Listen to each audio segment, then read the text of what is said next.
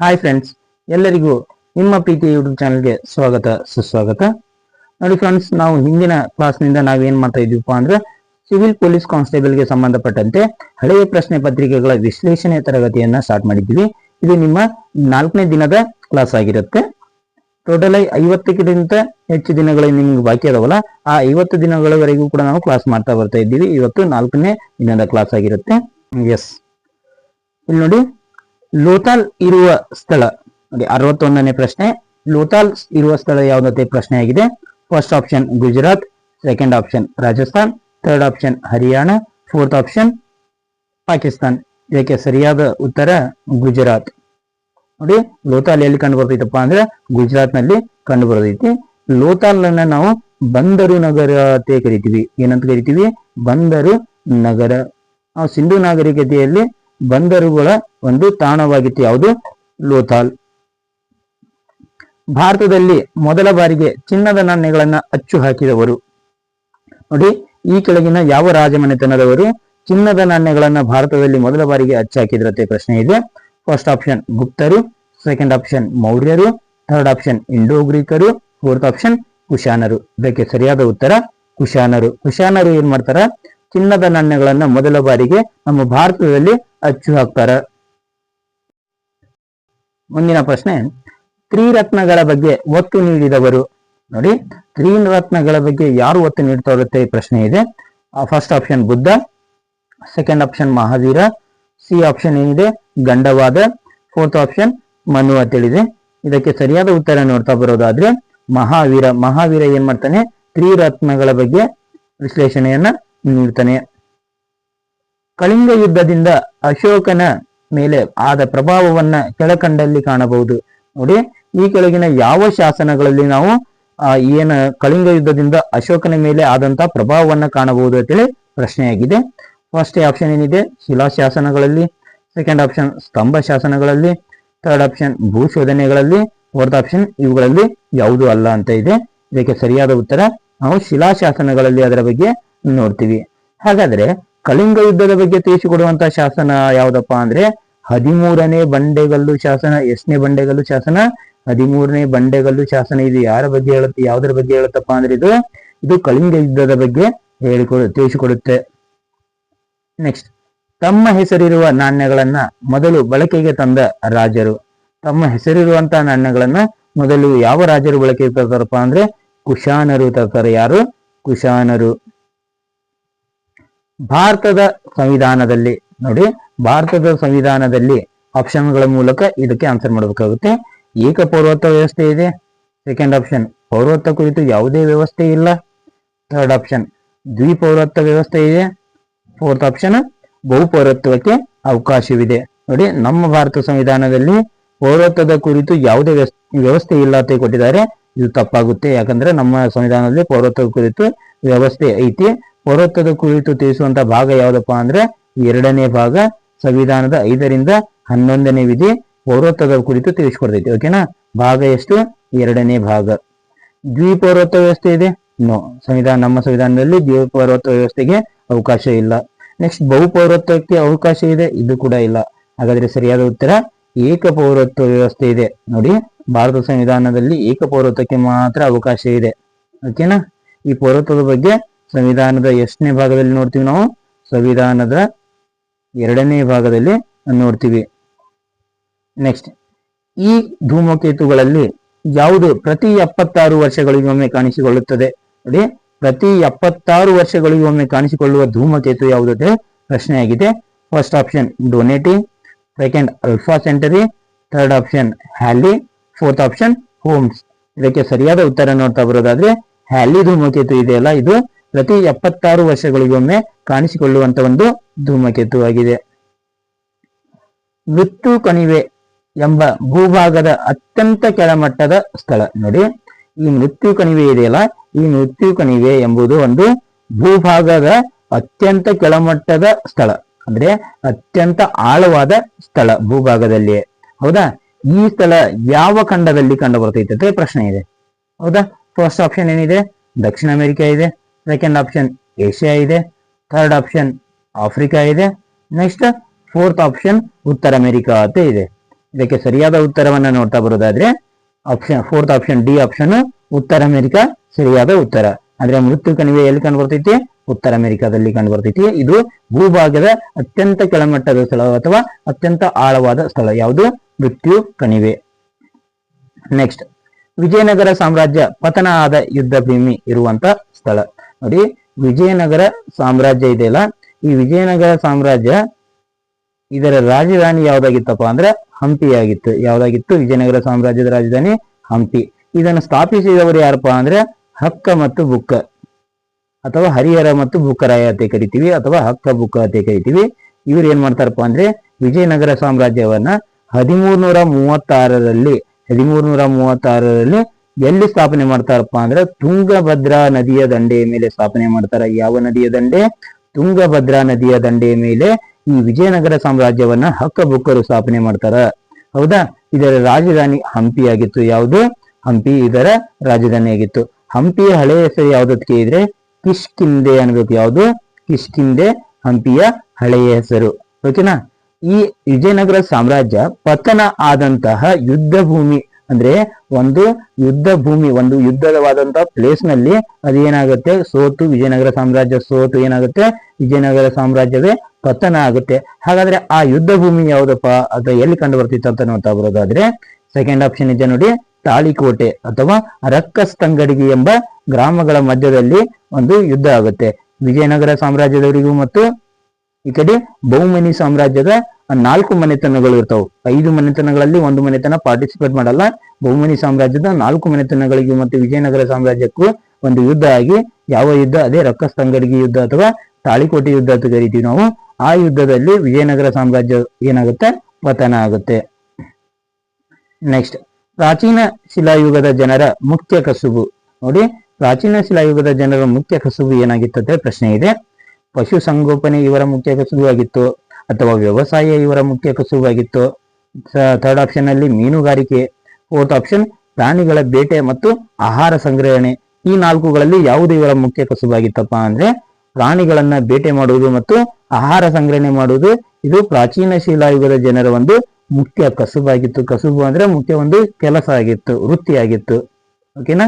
Next, Sutlej ನದಿಯು ಯಾವ ನದಿಯ ಉಪನದಿಯಾಗಿದೆ? ನೋಡಿ, ಸಟ್ಲೇಜ್ ನದಿ ಯಾವ ನದಿಯ ಉಪನದಿಯಾಗಿದೆ ಅಂತ ಪ್ರಶ್ನೆ ಇದೆ. ಇದಕ್ಕೆ ಸರಿಯಾದ ಉತ್ತರ ನೋಡ್ತಾ ಬರೋದಾದ್ರೆ ಸಿಂಧು ನದಿ. ಸಿಂಧು ನದಿಯ ಉಪನದಿಯೇ ಸಟ್ಲೇಜ್ ನದಿ. ನೆಕ್ಸ್ಟ್, ಕಲ್ಲಣನ ವಿರಚಿತ ರಾಜತರಂಗಿಣಿ ತಿಳಿಸುವಂತ ವಿಷಯ. ನೋಡಿ, ಕಲ್ಲಣ ಬರೆದಂತ ರಾಜತರಂಗಿಣಿ. ಕಲ್ಲಂಗಣನ ಕೃತಿ ಯಾವುದು? ರಾಜತರಂಗಿಣಿ. ಅಥವಾ ನಿಮ್ಗೆ ಹಿಂಗೆ ಕೇಳ್ಬೋದು, ರಾಜತರಂಗಿಣಿ ಇದು ಯಾರ ಕೃತಿಯಾಗಿದೆ? ಕಲ್ಲಣ. ಹೌದಾ? ಈ ರಾಜತರಂಗಿಣಿ ಯಾವ ವಿಷಯವನ್ನ ತಿಳಿಸ್ತೈತಿ ಅಂತ ಪ್ರಶ್ನೆ ಇದೆ. ಫಸ್ಟ್ ಆಪ್ಷನ್ ಗೀತೆಗಳ ಸಂಗ್ರಹದ ಬಗ್ಗೆ ತಿಳಿಸುತ್ತದೆ. ಸೆಕೆಂಡ್ ಆಪ್ಷನ್ ಕಾಶ್ಮೀರದ ಚರಿತ್ರೆ ಬಗ್ಗೆ ತಿಳಿಸುತ್ತದೆ. ಥರ್ಡ್ ಆಪ್ಷನ್ ಚಂದ್ರಗುಪ್ತನ ಆಳ್ವಿಕೆ ವಿವರವನ್ನ ತಿಳಿಸುತ್ತದೆ. ಫೋರ್ತ್ ಆಪ್ಷನ್ ಇದಾವುದು ಅಲ್ಲ ಅಂತ ಪ್ರಶ್ನೆ ಇದೆ. ಇದು ಆಪ್ಷನ್ ಇದೆ.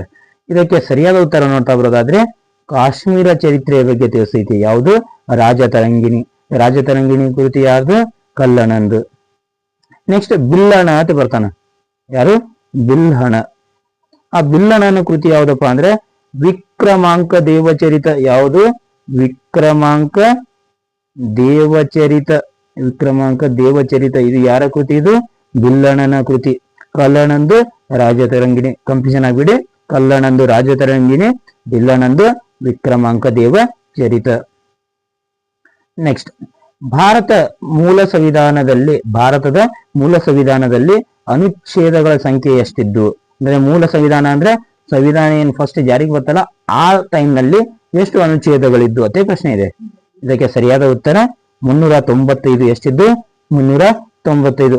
ಹಾಗಾದ್ರೆ ಪ್ರಸ್ತುತ ಎಷ್ಟಿದಾವ ಅಂತ ಕೇಳಿದ್ರೆ 450ಕ್ಕಿಂತ ಹೆಚ್ಚು ಅಂತ ಹೇಳ್ಬೇಕು ನೀವು, ಅಥವಾ 460ಕ್ಕಿಂತ ಹೆಚ್ಚು. ಯಾವ್ದ್ರಲ್ಲಿ ಯಾವ್ದು ಆಪ್ಷನ್ ಕೊಟ್ಟಿರ್ತಾನ ಅದ್ರ ಮೇಲೆ ನೀವು ಆನ್ಸರ್ ಮಾಡ್ಬೇಕಾಗುತ್ತೆ. ಹೌದಾ? ಹಾಗಾದ್ರೆ ಮೂಲ ಸಂವಿಧಾನದಲ್ಲಿ ಅನುಸೂಚಿಗಳು ಎಷ್ಟಿದ್ದು? ಅನುಸೂಚಿಗಳು ಎಷ್ಟಿದ್ದಪ್ಪ ಅಂದ್ರೆ ಟೋಟಲ್ ಆಗಿ 8 ಅನುಸೂಚಿಗಳಿದ್ದು. ಭಾಗ 22 ಭಾಗ ಇತ್ತು. ಹಾಗಾದ್ರೆ ಪ್ರಸ್ತುತ ಅನುಸೂಚಿಗಳ ಸಂಖ್ಯೆ 12 ಅನುಸೂಚಿಗಳು, 25 ಭಾಗ ಇದೆ. ಓಕೆನಾ? ನೋಡಿ, ಮೂಲ ಸಂವಿಧಾನದಲ್ಲಿ 8 ಅನುಸೂಚಿ, 22 ಭಾಗ, ವಿಧಿ 395.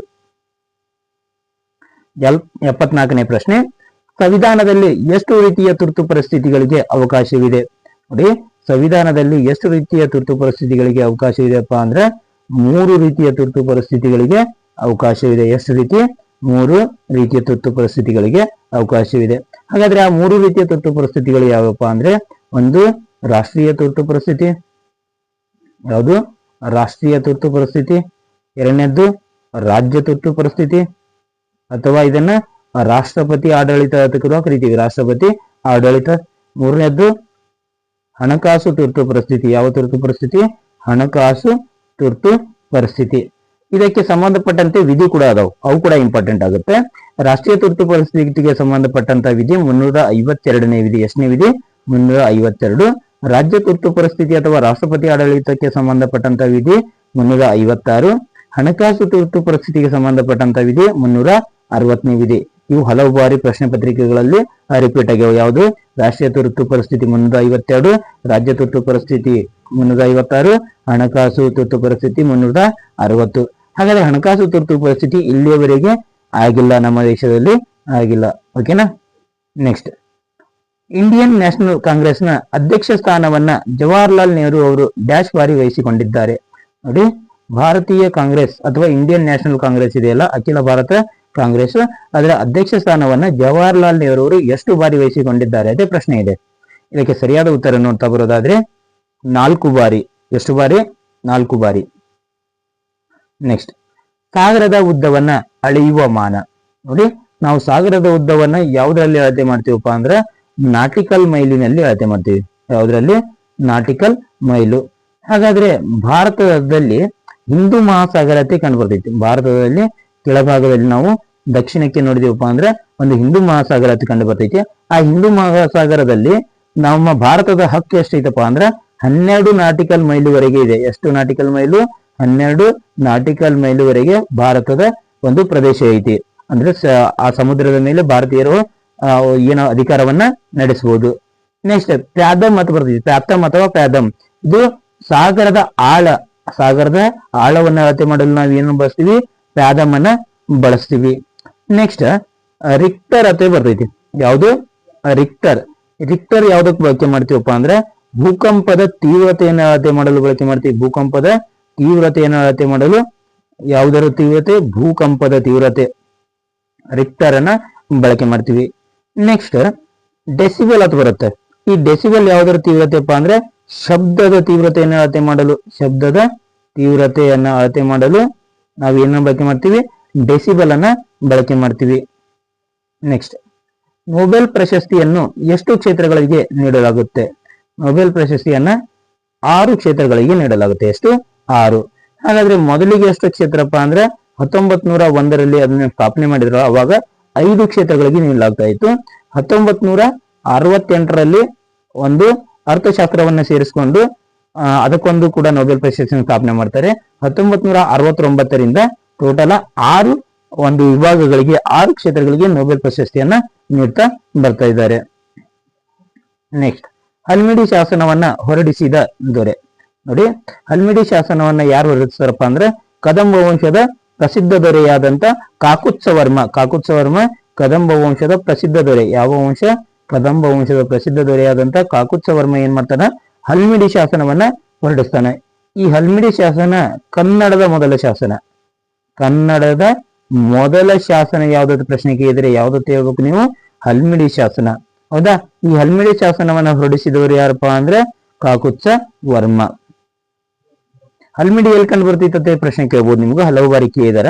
ಹಲ್ಮಿಡಿ ಕಂಡು ಬರೋದು ಎಲ್ಲಪ್ಪ ಅಂದ್ರೆ ಹಾಸನ ಜಿಲ್ಲೆಯ ಬೇಲೂರು ತಾಲೂಕಿನ ಹಲ್ಮಿಡಿ ಎಂಬ ಗ್ರಾಮದಲ್ಲಿ ಕಂಡು ಬರ್ತೈತಿ. ಹಾಸನ ಜಿಲ್ಲೆಯ ಬೇಲೂರು ತಾಲೂಕಿನ ಹಲ್ಮಿಡಿ ಎಂಬ ಗ್ರಾಮದಲ್ಲಿ ಈ ಹಲ್ಮಿಡಿ ಶಾಸನ ದೊರೆತಿದೆ. ನೆಕ್ಸ್ಟ್, ಮಾಂಟ್ರಿಯಾಲ್ ಪ್ರೋಟೋಕಾಲ್ ಯಾವುದಕ್ಕೆ ಸಂಬಂಧಿಸಿದೆ? ಮಾಂಟ್ರಿಯಾಲ್ ಪ್ರೋಟೋಕಾಲ್ ಸಂಬಂಧಪಟ್ಟಿರೋದು ಓಝೋನ್ ಪದರದ ಸಂರಕ್ಷಣೆಗಾಗಿ. ಯಾವುದರ ಸಂರಕ್ಷಣೆಗಾಗಿ? ಓಝೋನ್ ಪದರದ ಸಂರಕ್ಷಣೆಗಾಗಿ ಈ ಮಾಂಟ್ರಿಯಾಲ್ ಪ್ರೋಟೋಕಾಲ್ ಸಂಬಂಧಿಸಿದೆ. ಹಾಗಾದ್ರೆ ಈ ಮಾಂಟ್ರಿಯಾಲ್ ಪ್ರೋಟೋಕಾಲ್ ಅನ್ನ ಯಾವಾಗ ಮಾಡಲಾಗುತ್ತೆ ಅಂದ್ರೆ 1987ರಲ್ಲಿ. ಎಷ್ಟರಲ್ಲಿ ಮಾಂಟ್ರಿಯಾಲ್ ಪ್ರೋಟೋಕಾಲ್ ಒಪ್ಪಂದ ಆಗಿದ್ದು? 1987ರಲ್ಲಿ. ಓಝೋನ್ ಪದರಕ್ಕೆ ಸಂಬಂಧಿಸಿದಂತೆ ನೋಡ್ತಾ ಬರೋದಾದ್ರೆ ಓಝೋನ್ ಪದರ ಅಥವಾ ಓಝೋನ್ ನ ಒಂದು ಫಾರ್ಮುಲಾ ಏನಪ್ಪಾ ಅಂದ್ರೆ O3. ಅಂದ್ರೆ ಆಕ್ಸಿಜನ್ ಅಥವಾ ಆಮ್ಲಜನಕದ 3 ಅಣುಗಳಿಂದ ಈ ಓಝೋನ್ ಮಾಡಲ್ಪಟ್ಟಿರ್ತೈತಿ. ಓಝೋನ್ ಪದರದ ದಪ್ಪವನ್ನು ಯಾವುದರಲ್ಲಿ ಅಳತೆ ಮಾಡ್ತೀವಪ್ಪ ಅಂದ್ರೆ ಡಾಪ್ಸನ್ ಮಾನದಲ್ಲಿ ಅಳತೆ ಮಾಡ್ತೀವಿ. ಯಾವ ಮಾನದಲ್ಲಿ? ಡಾಪ್ಸನ್ ಮಾನದಲ್ಲಿ ಅಳತೆ ಮಾಡ್ತೀವಿ. ನೆಕ್ಸ್ಟ್, ಕರ್ನಾಟಕದಲ್ಲಿ ದೊರೆತಿರುವ ಮೊದಲ ಸಂಸ್ಕೃತ ಶಾಸನ ಯಾವುದು? ನೋಡಿ, ನಮ್ಮ ಕರ್ನಾಟಕದಲ್ಲಿ ದೊರೆತಿರುವಂತಹ ಮೊದಲ ಸಂಸ್ಕೃತ ಶಾಸನ ಯಾವುದಪ್ಪ ಅಂದ್ರೆ ತಾಳಗುಂದ ಶಾಸನ. ಯಾವ ಶಾಸನ? ತಾಳಗುಂದ ಶಾಸನ. ಇದು ಕರ್ನಾಟಕದಲ್ಲಿ ದೊರೆತಿರುವಂತಹ ಮೊದಲ ಸಂಸ್ಕೃತ ಶಾಸನವಾಗಿದೆ. ಇದಿಷ್ಟೇನಾಗಿತ್ತಪ್ಪ ಅಂದ್ರೆ ಪ್ರಿವಿಯಸ್ ಇಯರ್ PSI ಪ್ರಶ್ನೆ ಪತ್ರಿಕೆಯ ಡಿಸ್ಕಷನ್ ಕ್ಲಾಸ್ ಆಗಿತ್ತು. ಇದೇ ರೀತಿಯ ಇನ್ನಿತರ ತರಗತಿಯಾಗಿ ನಮ್ಮ ಚಾನಲ್ ಅನ್ನ ಸಬ್ಸ್ಕ್ರೈಬ್ ಮಾಡ್ಕೊಳ್ಳಿ. ಧನ್ಯವಾದಗಳು.